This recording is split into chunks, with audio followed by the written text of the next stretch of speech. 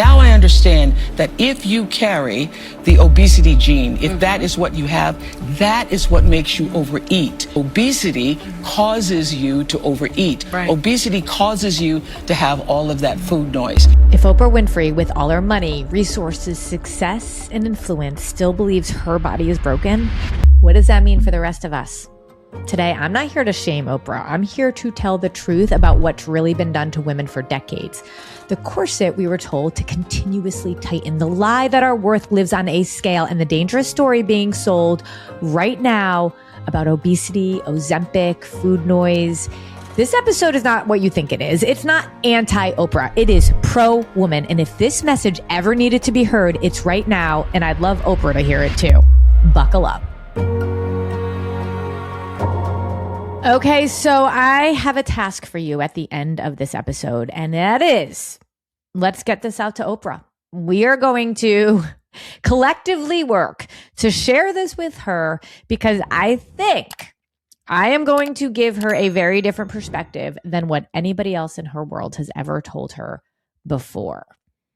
And if Oprah doesn't get this, okay, I want you to take this. And my hope is that you will take what we're talking about today and really use it in your own life, because there's a very important perspective that I think needs to be told around Oprah, obesity, and Ozempic. And this is going to be a different viewpoint than I think you've heard anywhere else with regards to this topic. Now, if you don't know what I'm talking about, Oprah recently has gone viral for her statement, belief system, that there's an obesity gene that caused her to overeat. She believed that it wasn't that she ate and became obese, that she was obese, therefore she ate.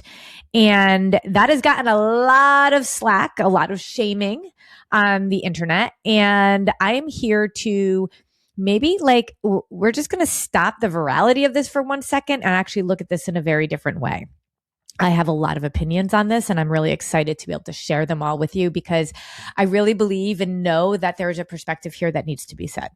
So I want to share with you the viral video of her on The View. I'm going to share that with you. And then I'm going to share another one that I hadn't ever seen before until I started really digging into what I wanted to share with you all with regards to this episode. And this changed everything for me. Now, I am 1,000,000%. I cannot say that I love and care and obsessed about women and then at the same time shame women. And you may not agree with Oprah on things that she says. You may not feel like she's somebody that you look at for information. That's fine. You may be somebody that really looks up to Oprah and that really listens to what she says. That's fine too. Regardless of how you feel about Oprah, especially those of you that have negative feelings about her, what I will say unapologetically is that she is a woman. And I had to actually check myself because I don't shame women. I believe that we have been shamed for way too long about way too many things. And I don't ever want to be on a record. I don't ever want to be off record. I don't ever want the thought in my brain to be about shaming women. But I found myself after watching this video getting really frustrated with what she said because of the impact I believed it would have on other women. And so when I first thought about doing this podcast, that was actually my angle, kind of going after this statement that I wholeheartedly disagreed with and wanted to share my frustrations. And I knew that there was a danger of the fact that that could feel shaming to some that really loved her, supported her, and felt like I was not being fair or nice. And that wasn't what I wanted either. So I knew I had a perspective. I've had a perspective for years and years about Oprah and her weight loss journey. And it wasn't until now that I really think all the puzzle pieces came together for me. So we're digging into Oprah, Ozempic, obesity, all of it in a very different way than I think you've heard at all. But before we actually get into my commentary, I really think it's important that we watch the video that went viral so that we can all see and hear what we're talking about. All these years, I thought I was overeating. I was standing there with all the food noise, what I ate, what I should eat, how many calories was that, how long was it going to take. I thought that that was because of me and my fault. Now I understand that if you carry the obesity gene, if that is what you have, that is what makes you overeat. You don't overeat and become obese. Obesity causes you to overeat. Obesity causes you to have all of that food noise. And what the GLP-1s have done for me, and I know a number of other people, is to quiet that noise. Okay, so we're going to have to break this video up into a few different pieces.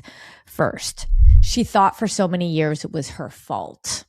In my private practice, we work with women. That is our passion. That is our obsession. We believe that women are the cog in the wheel of their family, that we have been treated and conditioned to believe that we are not enough unless we look a certain way and weigh a certain way and are a certain way. And we have believed that we don't have enough willpower. We don't have enough discipline. We are broken. And so when I first heard her say, I thought it was my fault, my heart went out to her because that is exactly the same words that I hear from the women that we talk to. We talk to hundreds and hundreds of women, thousands, many months of women that say the same thing. I thought it was my fault. And this is why I wrote my book, From Corset to Crown, because in all reality, we have been given and forced, really, to wear this corset, not a physical one, but a mental one made of food rules and conditioning and a belief system that weight matters and it directly aligns with your value. I don't know when we put this corset on. I've thought so much about this because when we are born, we don't have it on. I mean, nobody puts it on a baby. Everybody looks at that baby and they're like, gosh, that baby has so much value and is so worthy of love and attention. I don't know at what age we as girls get this corset put on us, are told to put it on, or it just comes onto us. But it's at some point we realize I need to look a certain way in order to be accepted.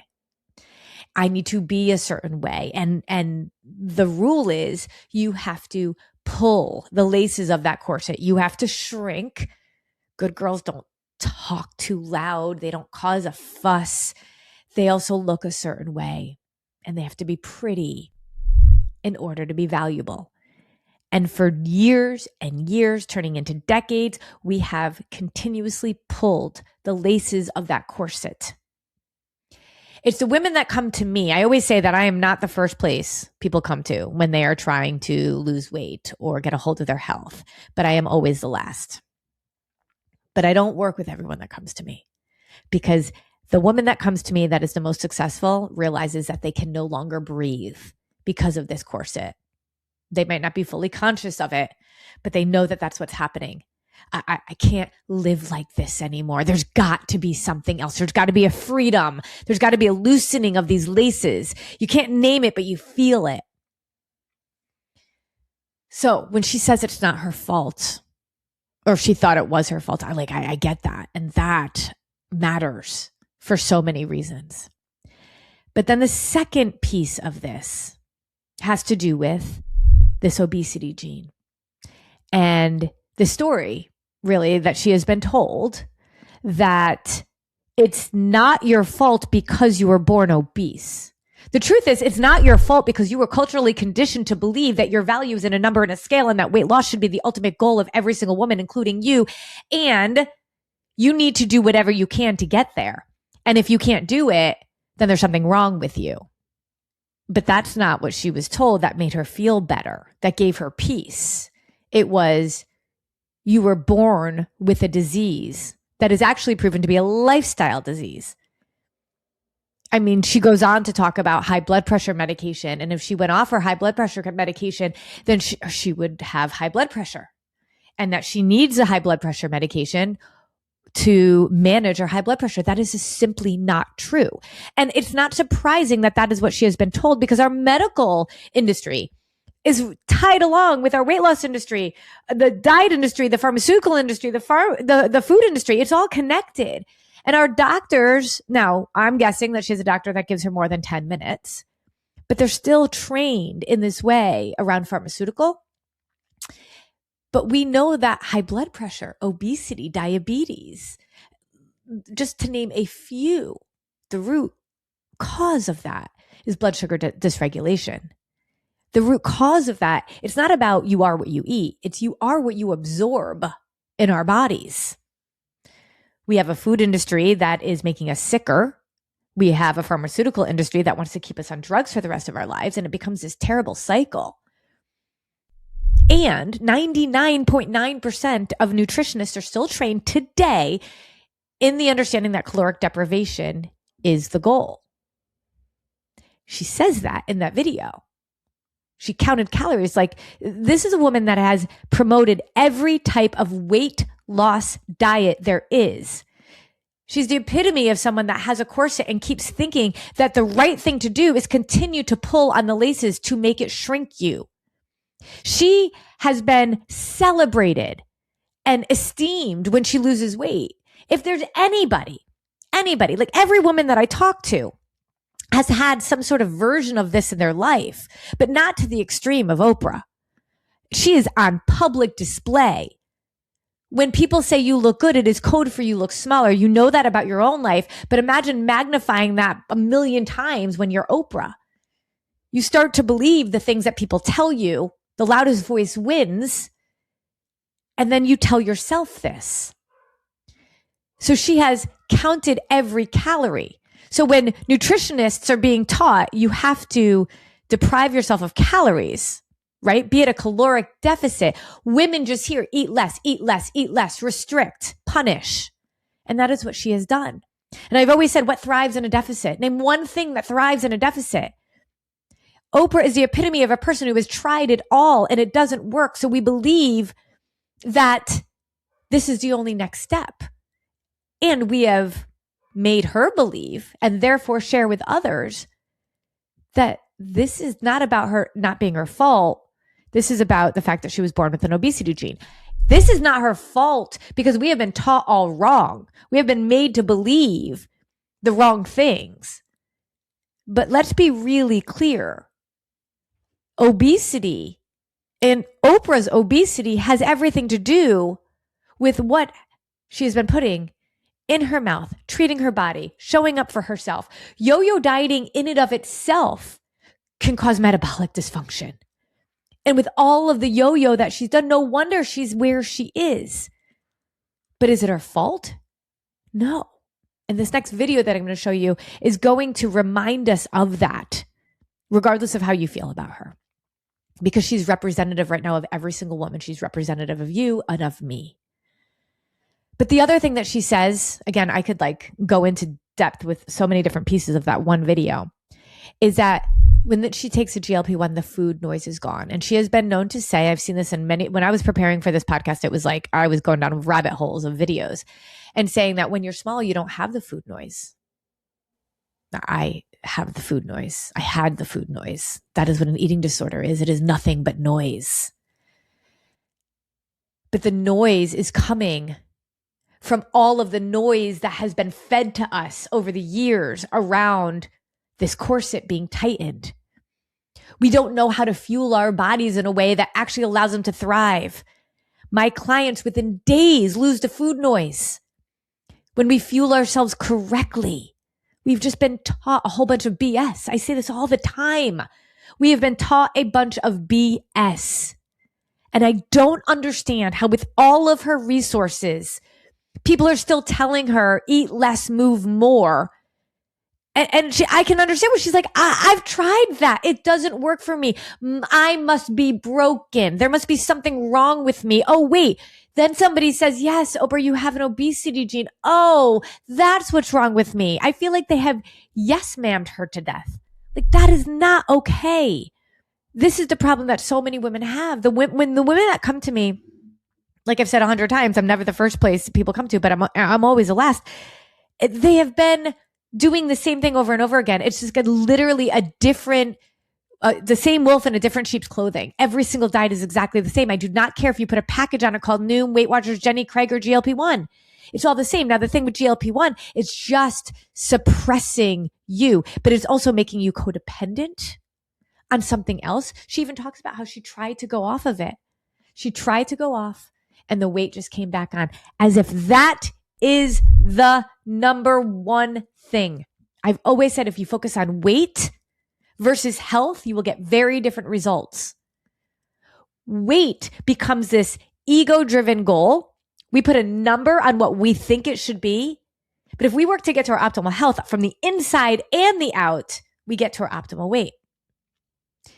But that isn't ever what, and my heart breaks about this, what Oprah is going after. She's going after a number because she has been affirmed over and over and over again that it doesn't matter that you are a woman of color that did some incredibly, almost impossible things, has reached a level of success at the time frame that she did it in the 80s. That was unheard of, really, for plus size women of color to do.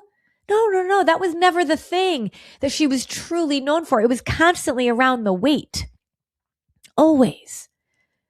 But she also has been taught or told and made to believe that A, it's an obesity gene, B, that the food noise is just hers and hers alone, or obese people's. No. This is something that happens to all of us when we don't have a balanced body. I intentionally wore these outfits, my hat and the shirt, bold, balanced, and beautiful, because when we are balanced, not deprived, it is amazing how the food noise, the cravings, the fatigue goes away. It's mind-boggling to me how she hasn't. I know she's going to feel like she's tried it all, but I am saying to you, they're all different diets that are all the same thing, all based in deprivation. There's nothing wrong with you and it's not your fault, but you're being told it's not your fault for very unhealthy reasons, and it's just not okay. So let's go into the second video, because this is where it all comes together. This is where my frustration went to empathy. My frustration with the message went to true and total passion for sharing this in a different way. Listen to this. The reason why I've done this book with Dr. Anya is because what I felt all those years, the shame and the blame that I gave to myself, I felt it because it was my fault. I felt it was my fault I was overweight. And so when comedians made fun of me, I felt like, well, it's okay for me to be the butt of their jokes because I should be losing the weight. I should be able to keep the weight off. And I felt embarrassed every time I put the weight back on. So I accepted it because I thought they were right. You know, that horrible moment that I had on the Tonight Show when I was so excited to be there for the first time, and I bought these new shoes, and I spent my entire paycheck on the Stuart Weitzman shoes. And Joan Rivers said to me, shame, shame, shame on you for not losing the weight. How did you gain the weight? How did you gain the weight? And Joan, and how did you gain the weight? And I remember leaving feeling embarrassed, but that she said I could come back if I lost 15 pounds. So I wasn't even like upset with her. I thought, I got to get on it. I got to lose those 15 pounds. Oh, boy. Yeah. Well, you were not alone. There were so many women like you and me and everybody else who couldn't lose. That's right. Even 10 we couldn't lose. So then I went back to the show, which was called AM Chicago at the time, and said, all right, everybody, we got to lose the weight, you know. And so the fact that I was ridiculed in the tabloids every single week for like 20 years, I just grew to accept that as a way of being. So that makes it all make so much sense. Think about this. From the time she started, she was ridiculed and made to believe that she was not enough for her weight. It takes It's like impossible. I am sorry. But I mean, that was in the 80s, right? 40 years ago. She was like 30. Like, it takes a very strong person to be able to say, no, I'm not going to listen to that. And that was a time, I always say that social media, if you will, right? Media was one way only. There was no dissenting voice. There was nobody telling you that what they were doing or saying or thinking or telling you about was wrong. She said it. I just accepted. I wasn't even mad. I just accepted it as truth. I just accepted it. I was not enough. And this is what's so interesting. This woman with cajillions and cajillions and oodles of money has the same story as you, as the women that I hear constantly with the women that we talk to. There's a story from your past that told you at a very vulnerable age, at a very important time, that you were not enough because of what you looked like. You were not enough. You got that corset and you were told, squeeze it. You're not squeezing it. You're not pulling the laces hard enough.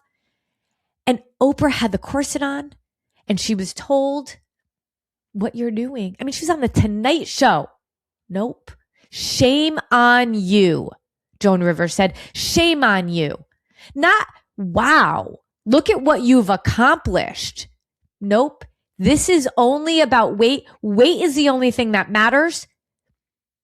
If you look good, you're worthy. You're deserving. If you look not the way that we have already predetermined you should look, regardless of your body type, regardless of your accomplishments, if you don't look the way we have decided you should look, you aren't enough. Squeeze that corset tighter. So what did she do? She was like, okay. She wasn't even mad. She was like, hey, everybody, we got to pull the laces on the corset. We got to pull. What I would have wanted her to do, but I know now as I saw this, even though I was frustrated when I saw the first part of that, where she was talking about the obesity gene, what I see here, what I see in that video is a woman that was shamed into believing the truth that was a lie. It wasn't true that she had to lose 15 pounds to be valuable. You know what I would have wanted to say to Joan right there? I don't want to come back to the Tonight Show if that's your measure of what success looks like. If that's how you're determining who your guests are, bye-bye. I don't want to be a guest of yours. Imagine if Oprah had taken a stand and had become unapologetically her and said, listen, I'm going to show up for myself in the way that works for me because I love myself.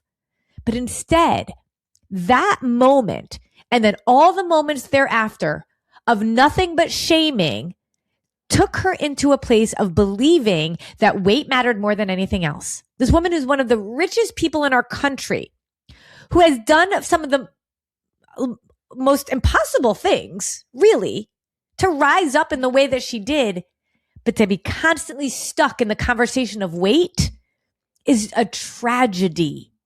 And I want to know why anybody around her wasn't saying to her, isn't now saying to her, no, take a stand for every single woman. The stand for women to justify GLP-1s in order to lose weight so that they can be valuable and not be quote unquote shamed is not the message I think Oprah wants to be known for. I just don't. What I really think you want to be known for, Oprah, is somebody that said, no, I will not succumb to what the cultural conditioning is about what a beautiful woman looks like. I will take off the corset because we are no longer not going to breathe. I'm going to take off this corset and be done with the cultural conditioning that has been forced upon me for 70 years. I want you, Oprah, to love yourself into health, not shame yourself, punish yourself, or deprive yourself into metabolic disease. You said that you have high blood pressure, and you have justified that by saying, if I just don't take my high blood pressure medicine, my blood pressure is going to rise again. The high blood pressure, diabetes, pre-diabetes, obesity, it's all related to a dysregulated blood sugar. It's all related to a lifestyle. And it is not about calories in versus calories out as you have been sold. And I know why you feel like you have done it all, because that is how my clients have felt. They have done it all. But the problem is the diet industry, the weight loss industry, the pharmaceutical industry, the food industry does not have our best interest at heart. If Oprah, with all of her money and all of her resources, cannot figure this out, then no way can anybody else. And I don't think you were trying to sell that to people as a lie. I believe that you believe that to be true. And what I want to be true and why I'm wearing this hat and this shirt is because you went that day after Joan Rivers told you that and shamed yourself into punishment. You said, I am not enough. You're mad at your body and you need to punish it in order for it to respond in the way that you want. And I think about our body and a relationship that we have with it. And I think about it like any other relationship. Oprah, you and Gail are best friends because you have trust. And that trust came because of positive interactions consistently over time. You and Gail were not perfect to each other, right? But you had trust with each other. And that trust is what matters. If you and Gail were in a fight or had problems for years and years and years, and then you tried to fix it, but you fixed it by saying, I'm mad at you. I'm going to continue to be mad at you. I'm going to punish you. I'm going to deprive you. The friendship would never blossom. But that's what we do with our bodies. And that's what you've done with your body for your entire life. And it breaks my heart because this is what I see with every single woman. The last thing I want to do is ever have a woman feel like she's being shamed. So hear my heart on this. The shaming that every woman has gone through is not your fault. It's not.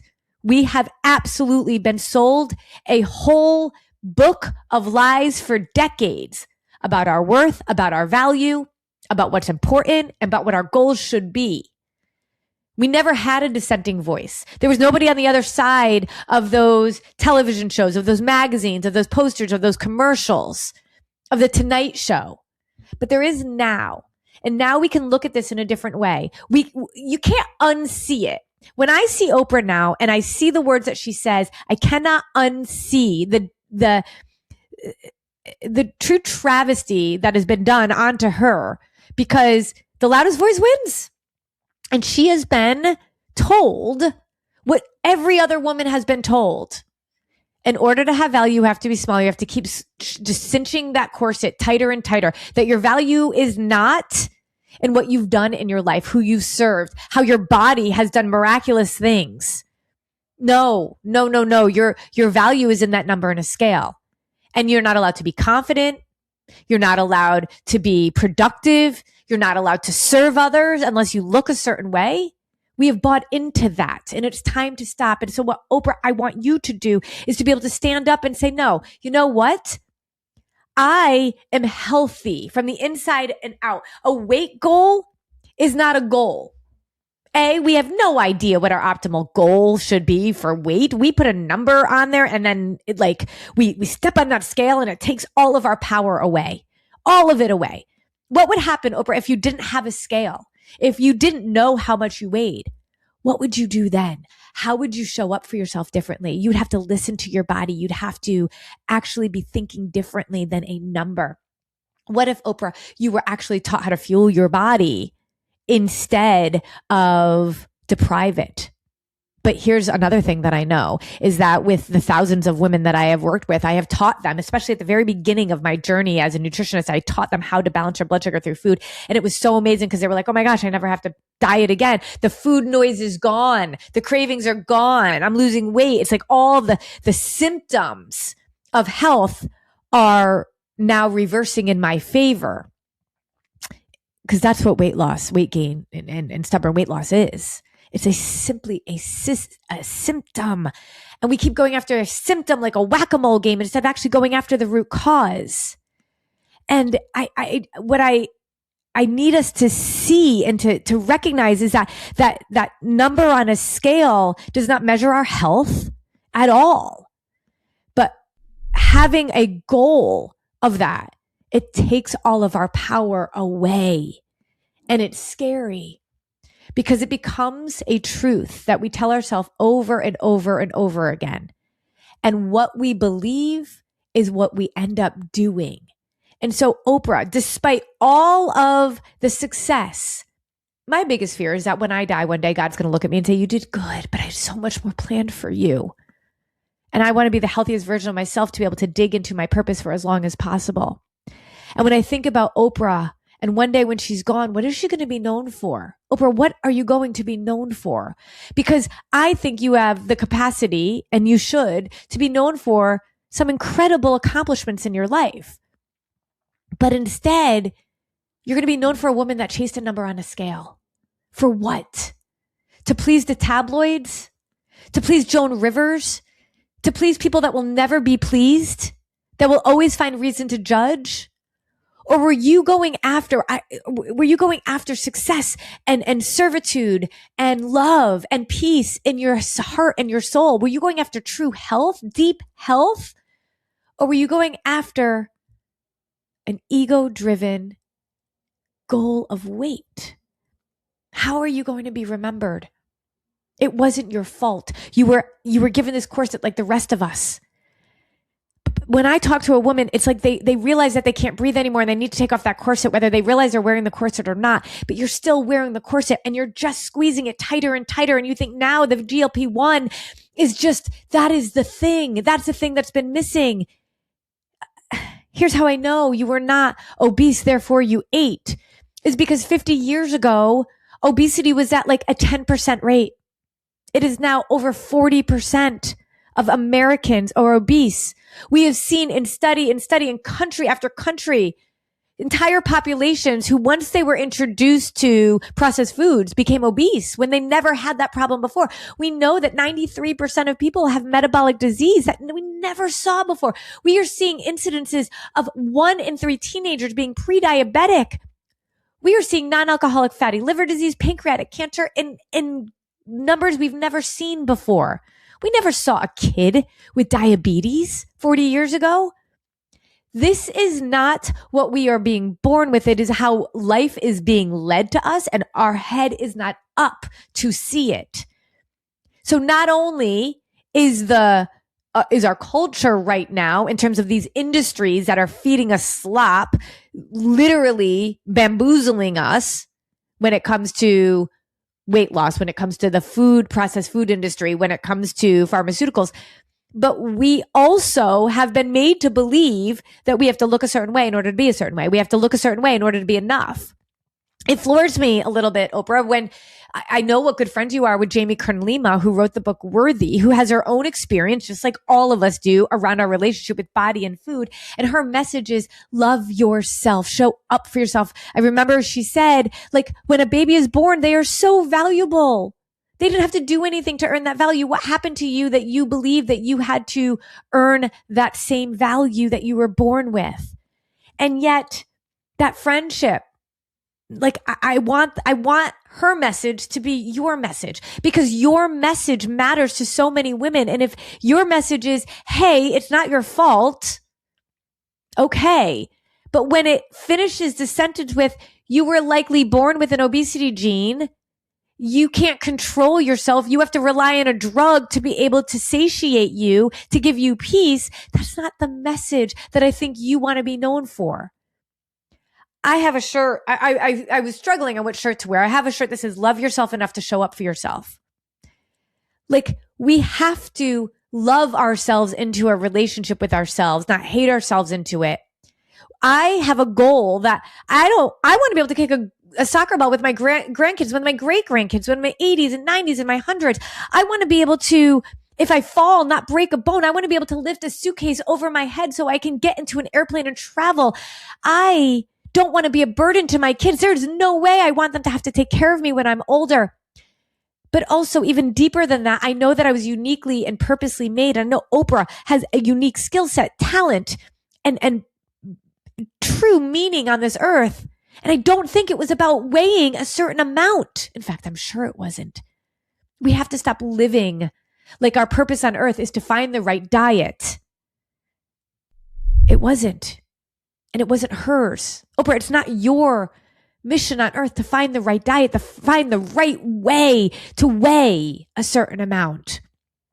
Our purpose on earth is to be a certain amount for as long as possible. And We cannot keep going around this roller coaster of this diet industry, allowing women to believe that the corset just has to get tighter. It's time to take off the corset. And Oprah, that's the message I want you to send to women. That's the message that will resonate. There's people shaming you right now because of the obesity gene comment. There's never going to be a reduction of that. That can't be your goal. And I don't really think it is, but also I know that's what prompted all of this. You were told so many times that you weren't enough because of what you looked like, and you started to believe it, and you still believe it. And it is simply just not true. Because you are on this earth, you are here for so much more than a number on a scale. And that's the message I want you to share with women. Not to go on another Weight Watchers, not to go on another Noom, not to go on another Jenny Craig, not to go into another caloric deprivation, but to understand how our body really works, how it can be balanced, how it's beautiful, how it's bold, unapologetic, and how it's a miracle. And instead of hating ourselves into deprivation, or a drug that is not here to serve us, that is not a drug that is here to serve you. It is making you codependent, and it is doing it to every other woman that's listening. That is not the solution to food noise. It is not the solution to your values, not the solution to your health. And so I pray, I push, I'm obsessed with women getting out of their own way into seeing that we are wearing this corset, and instead to put on the crown that we all deserve and were born with, the crown of worth, of self-value, self-esteem, of self-care, of love. Without that, what do we have? We can't give to others when we're deprived, when we hate ourselves, when we believe that there's something wrong with us and that we're broken. But we also have to recognize that showing up for ourselves is not about self-comfort. Self-comfort doesn't move us anywhere. It's self-care. Self-care moves us forward. Self-care is showing up in the gym. Self-care is not weighing ourselves, but understanding the way that we need to be. Oprah, that's what I want us to think about. That's what I want your message to be. That's what I think will make all the difference in your legacy, is being at peace with who you are, what you've done, how you've shown up for others, and not about what that number on the scale says, but what the healthiest version of you does, says, thinks, and believes. If you knew that, if that was your goal, to truly be the healthiest version of yourself, and you knew what that version did, and you knew what that version said, and you knew what that version believed, and you knew what that version of you thought, everything else falls into place. I'm so sorry you were shamed for so long. And I don't know that there's very many people, because all the women that I have talked to have not been shamed in such a public, awful way. So getting out of that, I can understand, must feel impossible. But it's so possible if you could really take a step back and look at yourself in the mirror and see the corset and take it off and replace it with the crown. You're deserving. We're all deserving. I will send you this hat. I will send you the shirt. I want the message for every woman out there to be: you were not born to fit into a corset. You were meant to rise into your crown. Don't let anybody, not Joan Rivers, not the internet, not the tabloids, tell you anything else. Okay. Should we make sure Oprah gets this? And if Oprah can't get it, can I make sure you get it? I'd love to hear your comments. I'd love to hear your thoughts. I'd love for you to subscribe to my YouTube channel, to the podcast, and then comment. Tell me how you're feeling. Tell me what you're thinking. Share this with a friend. Let's go.